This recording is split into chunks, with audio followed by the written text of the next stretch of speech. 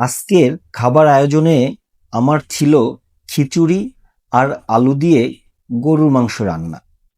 আপনারা তো জানেনই খিচুড়ি আমার অনেক পছন্দ, তাই তো সুযোগ পেলেই আমি খিচুড়ি রান্না করি।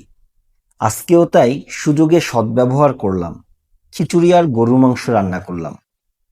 আর এই যে দেখুন, একার জন্য এরকম আয়োজন করে খাবার খেতে বসলাম।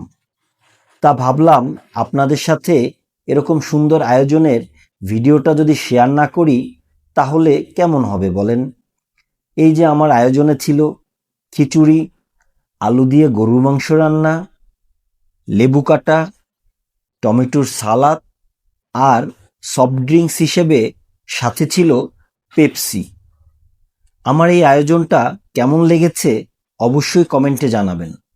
আর আমার মতো যারা খিচুড়ি লাভার আছেন তারা অবশ্যই কমেন্টে জানাবেন আমার এই রান্নার কালার দেখে খাবারের স্বাদ কেমন হতে পারে। আপনাদের লাইক কমেন্টই আমার কাজের উৎসাহ। তো কথা না বাড়িয়ে দেখতে থাকুন এই আয়োজনটা। ধন্যবাদ সবাইকে।